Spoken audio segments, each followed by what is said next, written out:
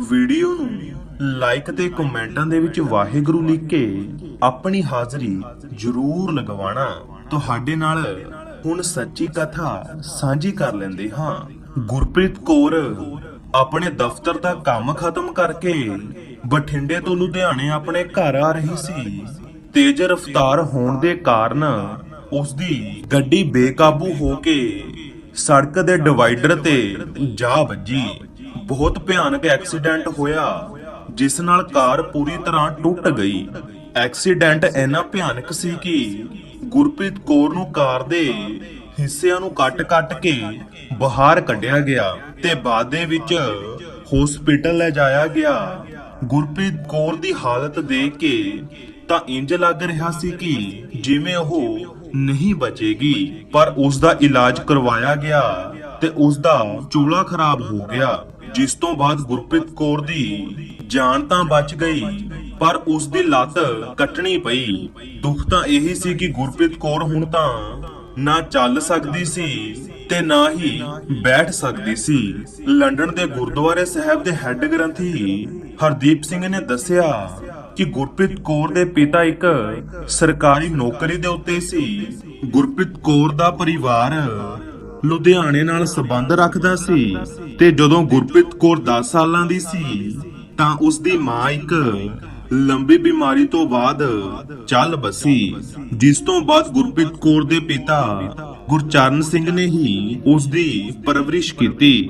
ਰਿਸ਼ਤੇਦਾਰਾਂ ਦੇ ਕਹਿਣ ਤੇ ਗੁਰਪ੍ਰੀਤ ਕੌਰ ਦੇ ਪਿਤਾ ਗੁਰਚਰਨ ਸਿੰਘ ਨੇ ਦੂਸਰਾ ਵਿਆਹ ਕਰਵਾ ਲਿਆ ਤੇ ਦੂਸਰੀ ਪਤਨੀ ਨੇ ਗੁਰਪ੍ਰੀਤ ਕੌਰ ਨੂੰ ਮਾਮਾ ਵਾਲਾ ਪਿਆਰ ਦਿੱਤਾ। ਸਮਾਂ ਲੰਘਿਆ ਤਾਂ ਗੁਰਚਰਨ ਸਿੰਘ ਦੀ ਦੂਸਰੀ ਪਤਨੀ ਦੇ ਬੱਚਾ ਹੋਣ ਵਾਲਾ ਸੀ, ਪਰ ਕਿਸੇ ਕਾਰਨ ਕਰਕੇ ਬੱਚੇ ਹੋਣ ਤੋਂ ਪਹਿਲਾਂ ਹੀ ਗੁਰਚਰਨ ਸਿੰਘ ਦੀ ਦੂਸਰੀ ਪਤਨੀ ਦੀ ਵੀ ਮੌਤ ਹੋ ਗਈ ਤੇ ਉਸ ਦਾ ਬੱਚਾ ਵੀ ਨਾਲ ਹੀ ਮਰ ਗਿਆ।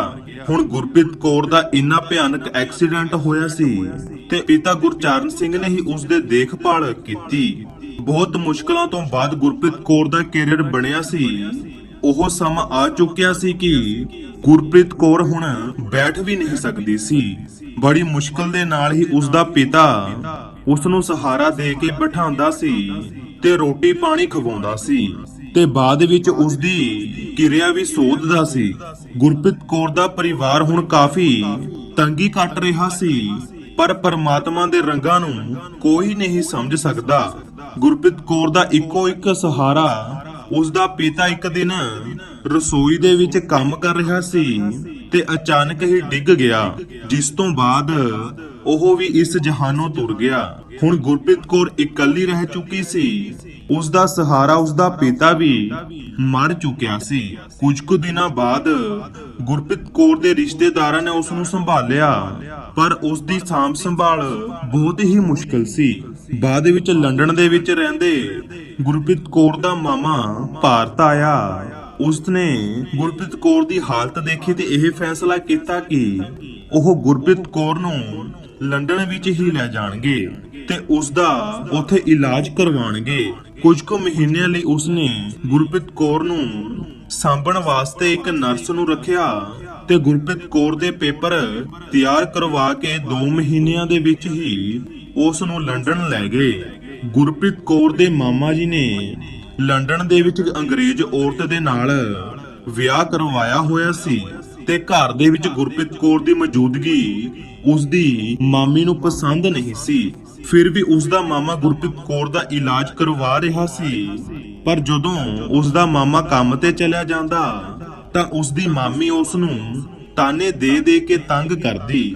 ਹੌਲੀ-ਹੌਲੀ ਉਸ ਦੇ ਮਾਮੇ ਨੇ ਉਸ ਦਾ ਅਜਿਹਾ ਇਲਾਜ ਕਰਵਾਇਆ ਕਿ ਗੁਰਪ੍ਰੀਤ ਕੌਰ ਬੈਠਣ ਜੋਗੀ ਹੋ ਗਈ ਤੇ ਵੀਲ ਚੇਅਰ ਉੱਤੇ ਆਪਣੇ ਆਪ ਹੀ ਘੁੰਮਦੀ ਰਹਿੰਦੀ ਸੀ।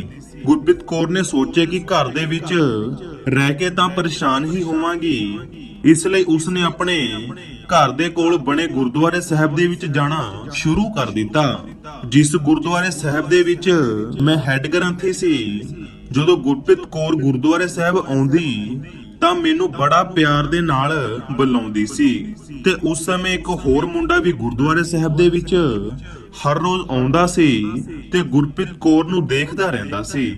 ਗੁਰਪ੍ਰੀਤ ਕੌਰ ਦੀ ਜ਼ਿੰਦਗੀ ਬਾਰੇ ਸੁਣ ਕੇ ਉਸ ਨੂੰ ਬਹੁਤ ਦੁੱਖ ਮਹਿਸੂਸ ਹੋਇਆ ਕਿ ਕਿਵੇਂ ਇੱਕ ਵਧੀਆ ਨੌਕਰੀ ਕਰਨ ਵਾਲੀ ਕੁੜੀ ਅੱਜ ਇਹਨਾਂ ਹਾਲਾਤਾਂ ਦੇ ਵਿੱਚ ਪਹੁੰਚ ਚੁੱਕੀ ਹੈ। ਉਸ ਲੜਕੇ ਨੇ ਫੈਸਲਾ ਕੀਤਾ ਕਿ ਉਹ ਗੁਰਪ੍ਰੀਤ ਕੌਰ ਦੇ ਨਾਲ ਵਿਆਹ ਕਰਵਾਵੇਗਾ ਤੇ ਗੁਰਪ੍ਰੀਤ ਕੌਰ ਦਾ ਦੁੱਖ ਵੰਡੇਗਾ। ਜਦੋਂ ਉਸਨੇ ਇਸ ਬਾਰੇ ਗੁਰਪ੍ਰੀਤ ਕੌਰ ਦੇ ਮਾਮੇ ਦੇ ਨਾਲ ਗੱਲ ਕੀਤੀ ਤਾਂ ਗੁਰਪ੍ਰੀਤ ਕੌਰ ਦੇ ਮਾਮੇ ਨੇ ਕਿਹਾ ਕਿ ਕਾਕਾ, ਸ਼ਕਲਾਂ ਦੇ ਵਿੱਚ ਕੁਝ ਨਹੀਂ ਰੱਖਿਆ ਹੁੰਦਾ। ਗੁਰਪ੍ਰੀਤ ਕੌਰ ਚਾਹੇ ਸੋਹਣੀ ਹੈ ਪਰ ਇਸ ਦੀ ਸਾਂਭ ਸੰਭਾਲ ਕਰਨਾ ਬਹੁਤ ਮੁਸ਼ਕਲ ਹੈ। ਕੁਝ ਸਮੇਂ ਬਾਅਦ ਤੈਨੂੰ ਗੁਰਪ੍ਰੀਤ ਕੌਰ ਬੋਝ ਲੱਗਣ ਲੱਗ ਜਾਵੇਗੀ। ਇੱਕ ਵਾਰ ਸੋਚ ਲੈ, ਫਿਰ ਹੀ ਕੋਈ ਫੈਸਲਾ ਲਵੀਂ। ਉਸ ਲੜਕੇ ਨੇ ਕਿਹਾ ਕਿ ਮੈਂ ਸਾਰੀ ਉਮਰ ਹੀ ਗੁਰਪ੍ਰੀਤ ਕੌਰ ਦਾ ਖਿਆਲ ਰੱਖਾਂਗਾ। ਜਿਸ ਤੋਂ ਬਾਅਦ ਗੁਰਪ੍ਰੀਤ ਤੇ ਉਸ ਦਾ ਮਾਮਾ ਜੀ ਵਿਆਹ ਦੇ ਲਈ ਰਾਜ਼ੀ ਹੋ ਗਏ। ਇਹ ਸਭ ਗੱਲਾਂ ਗੁਰਦੁਆਰੇ ਸਾਹਿਬ ਦੇ ਵਿੱਚ ਹੀ ਮੇਰੇ ਸਾਹਮਣੇ ਹੋਈਆਂ। ਪਰ ਪਰਮਾਤਮਾ ਦਾ ਭਾਣਾ ਦੇਖੋ, ਇਸ ਗੱਲ ਤੋਂ 5 ਦਿਨਾਂ ਬਾਅਦ ਹੀ ਗੁਰਪ੍ਰੀਤ ਕੌਰ ਦੇ ਮਾਮਾ ਜੀ ਦੀ ਮੌਤ ਹੋ ਗਈ ਤੇ ਉਸ ਦੀ ਮੌਤ ਵੀ ਇੱਕ ਐਕਸੀਡੈਂਟ ਦੇ ਵਿੱਚ ਹੋਈ। ਉਸ ਦੇ ਮਾਮਾ ਜੀ ਦੀ ਮੌਤ ਤੋਂ ਬਾਅਦ ਗੁਰਪ੍ਰੀਤ ਕੌਰ ਦੀ ਮਾਮੀ ਨੇ ਉਸ ਨੂੰ ਘਰੋਂ ਕੱਢ ਦਿੱਤਾ ਤੇ ਅਜਿਹੀ ਹਾਲਤ ਦੇ ਵਿੱਚ ਗੁਰਪ੍ਰੀਤ ਕੌਰ 3 ਦਿਨਾਂ ਦੇ ਲਈ ਸੜਕ ਦੇ ਉੱਤੇ ਪਈ ਸੀ। ਗੁਰਪ੍ਰੀਤ ਚਾਹੁੰਦੀ ਸੀ ਤਾਂ ਉਸ ਲੜਕੇ ਦੇ ਕੋਲ ਵੀ ਜਾ ਸਕਦੀ ਸੀ, ਪਰ ਉਹ ਲੜਕੇ ਦੇ ਉੱਤੇ ਬੋਝ ਨਹੀਂ ਬਣਨਾ ਚਾਹੁੰਦੀ ਸੀ। ਇੱਕ ਦਿਨ ਗੁਰਪ੍ਰੀਤ ਕੌਰ ਮੈਨੂੰ ਸੜਕ ਦੇ ਕਿਨਾਰੇ ਤੇ ਮਿਲੀ, ਜਿਸ ਤੋਂ ਬਾਅਦ ਮੈਂ ਉਸ ਨੂੰ ਗੁਰਦੁਆਰੇ ਸਾਹਿਬ ਲੈ ਆਇਆ ਤੇ ਉਸ ਨੂੰ ਇੱਕ ਕਮਰਾ ਦੇ ਵਿੱਚ ਠਹਿਰਾ ਦਿੱਤਾ। ਮੈਂ ਸੋਚਿਆ ਕਿ ਗੁਰਪ੍ਰੀਤ ਕੌਰ ਦਾ ਵਿਆਹ ਉਸ ਲੜਕੇ ਦੇ ਨਾਲ ਕਰਵਾ ਦੇਵਾਂਗਾ ਤੇ ਉਹ ਹੀ ਇਸ ਦਾ ਖਿਆਲ ਰੱਖੇਗਾ। ਪਰ ਕੁਝ ਟਾਈਮ ਤੋਂ ਉਹ ਲੜਕਾ ਵੀ ਗੁਰਦੁਆਰੇ ਸਾਹਿਬ ਵਿੱਚ ਨਹੀਂ ਆ ਰਿਹਾ ਸੀ। ਸੋ ਗੁਰਪ੍ਰੀਤ ਕੌਰ ਦਾ ਖਿਆਲ ਮੈਨੂੰ ਹੀ ਰੱਖਣਾ ਪੈਣਾ ਸੀ। ਸ਼ਾਇਦ ਪਰਮਾਤਮਾ ਨੇ ਹੀ ਮੇਰੀ ਸੇਵਾ ਲਗਾਈ ਸੀ। ਕੁਝ ਦਿਨਾਂ ਬਾਅਦ ਪਤਾ ਲੱਗਿਆ ਕਿ ਉਹ ਲੜਕਾ ਵੀ ਕੋਈ ਬਿਮਾਰੀ ਦੇ ਕਾਰਨ ਮਰ ਚੁੱਕਿਆ ਸੀ, ਜਿਸ ਦੀ ਉਡੀਕ ਮੈਨੂੰ ਤੇ ਗੁਰਪ੍ਰੀਤ ਨੂੰ ਸੀ। ਹੁਣ ਇਸ ਨੂੰ ਕੀ ਕਿਹਾ ਜਾ ਸਕਦਾ ਸੀ? ਉਸ ਵੇਲੇ ਤੱਕ ਤਾਂ ਗੁਰਪ੍ਰੀਤ ਕੌਰ ਇਕੱਲੀ ਹੋ ਚੁੱਕੀ ਸੀ। ਉਸ ਦੀ ਜ਼ਿੰਦਗੀ ਵਿੱਚ ਜੋ ਵੀ ਆਉਂਦਾ ਰਿਹਾ ਉਹ ਮਰਦਾ ਰਿਹਾ। ਪਰਮਾਤਮਾ ਕੀ ਚਾਹੁੰਦਾ ਸੀ ਕੋਈ ਵੀ ਨਹੀਂ ਜਾਣਦਾ। ਮੈਂ ਆਪਣਾ ਫਰਜ਼ ਸਮਝ ਕੇ ਗੁਰਪ੍ਰੀਤ ਕੌਰ ਨੂੰ ਕਿਹਾ, ਮੈਂ ਹੀ ਅੱਜ ਤੋਂ ਬਾਅਦ ਤੇਰਾ ਪਿਤਾ ਹਾਂ। ਕੁਝ ਕੁ ਦਿਨਾਂ ਬਾਅਦ ਗੁਰਪ੍ਰੀਤ ਕੌਰ ਨੂੰ ਆਪਣੇ ਜ਼ਖਮਾਂ ਵਾਲੀ ਜਗ੍ਹਾ ਤੇ ਉੱਤੇ ਕੋਈ ਤਕਲੀਫ ਮਹਿਸੂਸ ਹੋਈ ਤੇ ਮੈਂ ਉਸ ਨੂੰ ਡਾਕਟਰ ਦੇ ਕੋਲ ਲੈ ਗਿਆ। ਚੈੱਕਅਪ ਤੋਂ ਬਾਅਦ ਪਤਾ ਲੱਗਿਆ ਕਿ ਉਸ ਦੇ ਜ਼ਖਮਾਂ ਦੇ ਵਿੱਚ ਇਨਫੈਕਸ਼ਨ ਪੈ ਚੁੱਕੀ ਹੈ ਤੇ ਉਸ ਦੀ ਇਨਫੈਕਸ਼ਨ ਹੋਣ ਕਾਰਨ ਭਿਆਨਕ ਬਿਮਾਰੀ ਦਾ ਰੂਪ ਲੈ ਚੁੱਕੀ ਹੈ ਕਿ ਉਹ ਬਿਮਾਰੀ ਇੰਨੀ ਫੈਲ ਚੁੱਕੀ ਸੀ ਕਿ ਹੁਣ ਕੁਝ ਸਮਾਂ ਹੀ ਬਚਿਆ ਸੀ ਗੁਰਪ੍ਰੀਤ ਕੌਰ ਦੇ ਕੋਲ। ਹਸਪੀਟਲ ਦੇ ਵਿੱਚ ਗੁਰਪ੍ਰੀਤ ਕੌਰ ਆਪਣੀ ਜ਼ਿੰਦਗੀ ਦੇ ਸਫ਼ਰ ਬਾਰੇ ਸੋਚਦੀ ਰਹੀ ਤੇ ਰੋਂਦੀ ਰਹਿੰਦੀ ਕਿ ਇੱਕ ਦਿਨ ਗੁਰਪ੍ਰੀਤ ਕੌਰ ਨੇ ਕਿਹਾ ਕਿ ਬਾਬਾ ਜੀ, ਮੇਰੀ ਜ਼ਿੰਦਗੀ ਦਾ ਆਖਰੀ ਸਮਾਂ ਆ ਚੁੱਕਿਆ ਹੈ ਤੇ ਮੇਰੇ ਮਨ ਦੇ ਉੱਤੇ ਇੱਕ ਬੋਝ ਹੈ ਜਿਸ ਨੂੰ ਮੈਂ ਤੁਹਾਡੇ ਨਾਲ ਸਾਂਝਾ ਕਰਨਾ ਚਾਹੁੰਦੀ ਹਾਂ। ਗੁਰਪ੍ਰੀਤ ਕੌਰ ਨੇ ਦੱਸਿਆ ਕਿ ਇੱਕ ਵਾਰ ਮੈਂ, ਮੇਰਾ ਪਿਤਾ ਤੇ ਦੂਸਰੀ ਮਾਂ ਜੋ ਕਿ ਉਸ ਵੇਲੇ ਪ੍ਰੈਗਨੈਂਟ ਸੀ, ਬਠਿੰਡੇ ਤੋਂ ਲੁਧਿਆਣੇ ਆ ਰਹੇ ਸੀ ਕਿ ਸਾਡੀ ਗੱਡੀ ਦੇ ਵਿੱਚ ਟਕਰਾ ਕੇ ਇੱਕ ਬੰਦਾ ਜ਼ਖਮੀ ਹੋ ਗਿਆ। ਰਾਤ ਦਾ ਸਮਾਂ ਸੀ। ਉਹ ਬੰਦਾ ਸੜਕ ਤੇ ਪਿਆ ਤੜਪਦਾ ਰਿਹਾ। ਆਪਾਂ ਬਿਨਾਂ ਕੁਝ ਸੋਚੇ ਸਮਝੇ ਉੱਥੋਂ ਚਲੇ ਗਏ। ਮੈਨੂੰ ਅੱਜ ਵੀ ਯਾਦ ਹੈ ਕਿ ਆਪਣੇ ਪਿਤਾ ਨੂੰ ਮੈਂ ਕਹਿੰਦੀ ਰਹੀ ਕਿ ਉਸ ਨੂੰ ਹਸਪੀਟਲ ਲੈ ਚੱਲਦੇ ਹਾਂ। ਜੇਕਰ ਆਪਾਂ ਉਹਨੂੰ ਹਸਪੀਟਲ ਲੈ ਜਾਂਦੇ ਸ਼ਾਇਦ ਉਹ ਬਚ ਹੀ ਜਾਂਦਾ ਤੇ ਉਹੀ ਜਗ੍ਹਾ ਸੀ ਜਿੱਥੇ ਮੇਰਾ ਐਕਸੀਡੈਂਟ ਹੋਇਆ ਸੀ। ਅਗਲੇ ਦਿਨ ਆਪਾਂ ਅਖਬਾਰ ਦੇ ਵਿੱਚ ਦੇਖਿਆ ਕਿ ਮਰਨ ਵਾਲਾ ਬੰਦਾ ਆਪਣੀ ਫਸਲ ਵੇਚ ਕੇ ਆਪਣੇ ਘਰ ਜਾ ਰਿਹਾ ਸੀ ਤੇ ਉਹ ਆਪਣੇ ਘਰ ਦੇ ਵਿੱਚ ਇਕੱਲਾ ਹੀ ਕਮਾਉਣ ਵਾਲਾ ਸੀ। ਉਸ ਦੀ ਮੌਤ ਤੋਂ ਬਾਅਦ ਉਸ ਦੀ ਪਤਨੀ ਤੇ 2 ਬੱਚੇ ਨੇ ਜ਼ਹਿਰ ਖਾ ਕੇ ਆਤਮ ਹੱਤਿਆ ਕਰ ਲਈ। ਇਹ ਖਬਰ ਸੁਣਨ ਤੋਂ ਬਾਅਦ ਹੀ ਮੇਰੀ ਦੂਸਰੀ ਮਾਂ ਜੋ ਕਿ ਉਸ ਵੇਲੇ ਪ੍ਰੈਗਨੈਂਟ ਸੀ, ਪਰੇਸ਼ਾਨੀ ਦੇ ਵਿੱਚ ਰਹਿਣ ਲੱਗੀ ਤੇ ਇਸ ਦੁੱਖ ਤੇ ਤਕਲੀਫ ਦੇ ਵਿੱਚ ਹੀ ਉਹ ਆਪਣੇ ਬੱਚੇ ਨੂੰ ਜਨਮ ਦੇਣ ਤੋਂ ਪਹਿਲਾਂ ਹੀ ਮਰ ਗਈ। ਤੇ ਮੈਨੂੰ ਹੁਣ ਇਹੀ ਲੱਗਦਾ ਰਹਿੰਦਾ ਹੈ ਕਿ ਉਸ ਗਲਤੀ ਕਰਕੇ ਹੀ ਮੈਨੂੰ ਇਹ ਸਭ ਕੁਝ ਦੇਖਣਾ ਪਿਆ। ਗੁਰਪ੍ਰੀਤ ਦੀ ਗੱਲ ਸੁਣ ਕੇ ਮੈਂ ਪਰਮਾਤਮਾ ਅੱਗੇ ਅਰਦਾਸ ਕੀਤੀ ਤੇ ਕੁਝ ਕੁ ਦਿਨਾਂ ਬਾਅਦ ਹੀ ਗੁਰਪ੍ਰੀਤ ਕੌਰ ਉਸੇ ਹਸਪੀਟਲ ਦੇ ਵਿੱਚ ਮੇਰੀ ਬਾਹਾਂ ਦੇ ਵਿੱਚ ਦਮ ਤੋੜ ਗਈ। ਹੁਣ ਗੁਰਪ੍ਰੀਤ ਕੌਰ ਦੀ ਜ਼ਿੰਦਗੀ ਦਾ ਸਫ਼ਰ ਕਿੱਥੋਂ ਚੱਲਿਆ ਸੀ ਤੇ ਕਿੱਥੇ ਆ ਕੇ ਥੰਬਿਆ। ਮੈਂ ਤੁਹਾਡੇ ਅੱਗੇ ਗੁਰਪ੍ਰੀਤ ਕੌਰ ਦੀ ਸਾਰੀ ਜ਼ਿੰਦਗੀ ਦਾ ਸਫ਼ਰ ਬਿਆਨ ਕਰ ਦਿੱਤਾ।